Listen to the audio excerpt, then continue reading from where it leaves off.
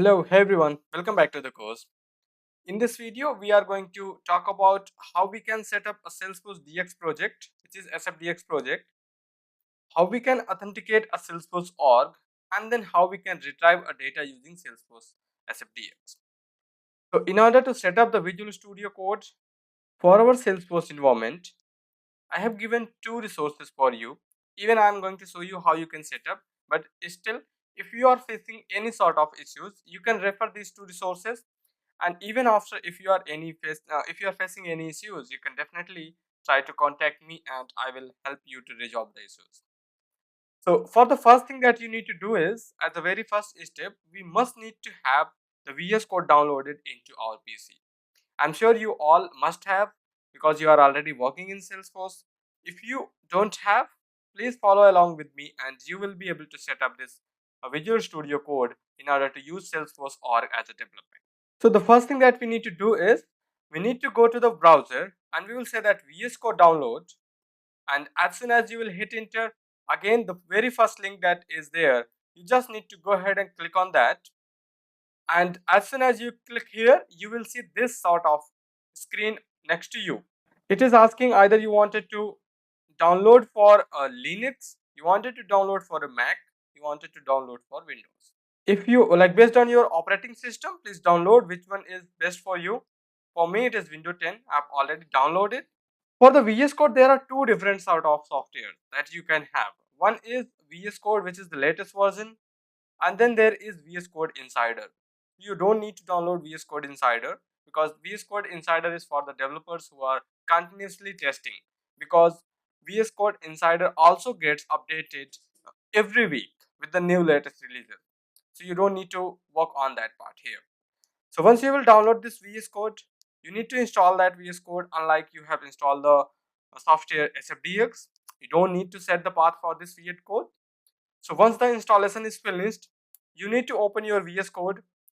So this is the VS Code which I'm using, which is again a VS Code Insider. I'm using, there is two VS Code that I'm using here for my, I'll say that for me, in order to make the difference between the different projects.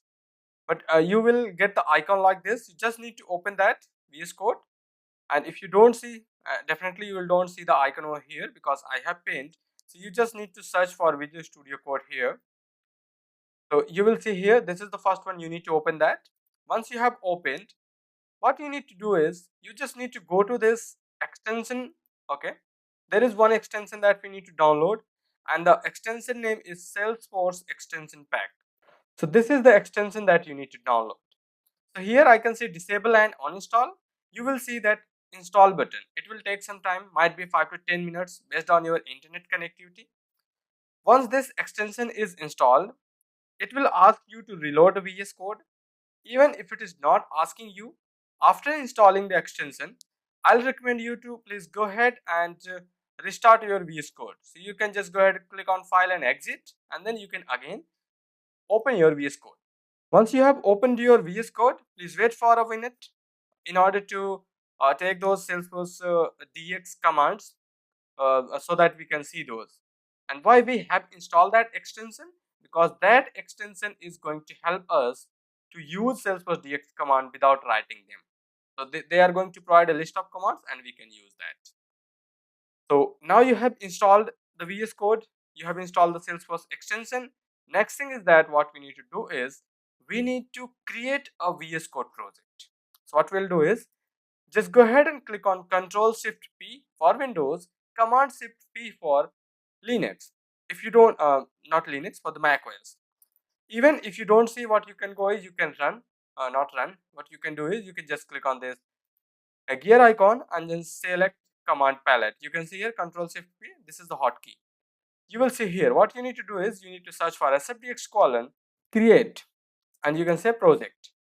So once you say that create project, there are three options. Create project with manifest. You need to select this project. Why? I will show you within a few seconds. Not seconds, within a few minutes. It will ask what sort of project you want. Just select standard project. Now it will ask you the name. So I'll say that deployment demo. This is the name of my project. Hit enter. Now it will ask you where you wanted to store your project. I'll go to SFDC Panther, and then I have got so I have selected my location where I need to store my project. Just click on create project. It will create a project for you, and it will also reopen a new window in the VS Code once the project has been created. So you can see here it is saying SFDX project started, and it did reopen the VS Code. Once again the VS Code has reopened, we need to wait for Salesforce DX commands to come into the picture, basically to install in the project, because we can run Salesforce DX command in a project specific folder. So we'll wait for this Salesforce DX here. On the bottom you will notice that the commands has been reflected. So let's quickly wait for 10 to 30 seconds and we will see. So as you can see here on the bottom, we see it is saying that no default org set. That means our Salesforce DX command has installed into our Salesforce project. Now let me quickly talk about, we have selected create project with manifest. So this is the manifest folder, and under that manifest folder you see a package.xml file. So if you don't select that, option, which is create project with manifest, you won't be able to see this folder we call manifest. You won't be able to see this package.xml file as well. So you have to create your file manually. But again, this is the recommended way. So just go ahead and select that option so that you get all these things. Next thing that we need to do is we need to connect this VS Code with our Salesforce org. Definitely we need to connect. Even if you want to create some uh, classes, you can just go there and search for SFDX colon create. Suppose that I want to create a class. I can give the name here. Let's say that account controller, and as soon as you select here, your class is created. But you cannot deploy this class to your Salesforce environment. The reason, because you haven't set this default org. So in order to set the default org, again what you need to do is just use the hotkeys and say that SFDX, and you will say authorize an org. There are two different options. One is authorize a dev hub, which we are not going to talk about. We'll select authorize an org. Authorize an org, the option is going to give you the ability to either authorize with Salesforce environment or authorize with Salesforce production or Salesforce sandbox. So we'll select authorize an org, which Salesforce environment you wanted to connect, either production or sandbox, or you have a custom domain.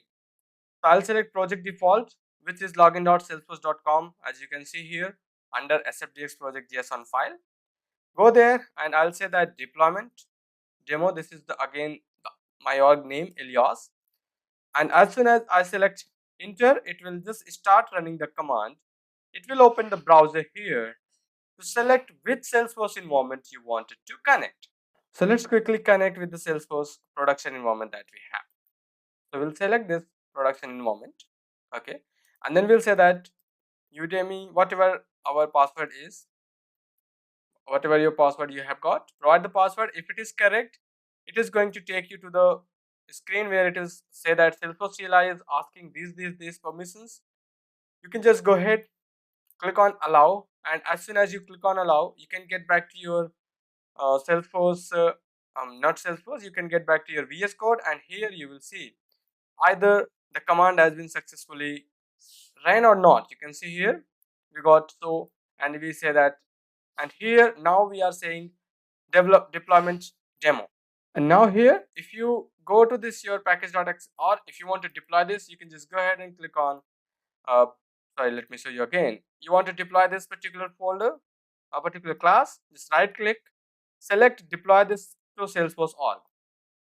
So as soon as you will select deploy this to Salesforce org, it will deploy it. Even this is a production org, but this is not the actual production, it is a production alike org. That's why we are able to deploy these changes to the Salesforce org. You don't need to mix up with this. You can connect with your Salesforce developer environment. That is again a very good use case for here to use. Suppose that you wanted to create a lightning web component, so you can just go there, use the hotkeys, which is Control Shift P, and you say that just type lightning and it is going to show you lightning web component. I'll say that account list, and as soon as you select, it will ask you the locations. Select whatever the default location is, and you have got your component here. You want to deploy this a single, you can select and say deploy this, or what you can do is you can select this complete folder and you can right click and say deploy source to org. These are the various options that you can use to deploy a single metadata to the org where you are connected. Now let's talk about how we can retry the changes. Like you have developed this, you wanted to retrieve all those changes, the updated changes from your Salesforce environment so that you can deploy those. To do that, go to package.xml and make the entry for the components which you see that these are not here in the package file. I can see that most of the components are already there. We have to see if we don't have custom objects, so we will just put custom object over here. These are the objects that we want, and then right click here and select retrieve source in manifest from org. So doing this, it is going to read all these metadata from Salesforce environment and going to store over here under Force App main default folder. So now you can see here, we are able to see a success command. So if you click on you can clear it. We had some objects. If you go to objects, you can see all the objects we have got, FAQ, invoices, whatever all the objects we have created. If you go to LWC, there is only one. If you go to classes, you will see that all the classes has came up, whatever the classes you have created. Permission sets, we didn't had added permission set over here, that's why we are not getting permission sets. Triggers, we had one trigger. Tabs, we don't have a tab over here, the component, that's why we are not able to see the tabs over here. So that is how you can retrieve. Now if you wanted to deploy to the same org which you are connected with, you don't want it to deploy to the a different org, you can again go to the main manifest package file, select deploy source in the manifest to the org. So instead of deploying one by one, you can take help from this package file. It will read all the components from your project now and deploy to the Salesforce environment. That is how the retrieve and deployment works for the org which you have connected with your Salesforce environment. But there is a different procedure if you wanted to deploy the changes to the different org which is not connected with your Salesforce DX project. So that is what we are going to see into the next video. We'll meet you there. Thank you.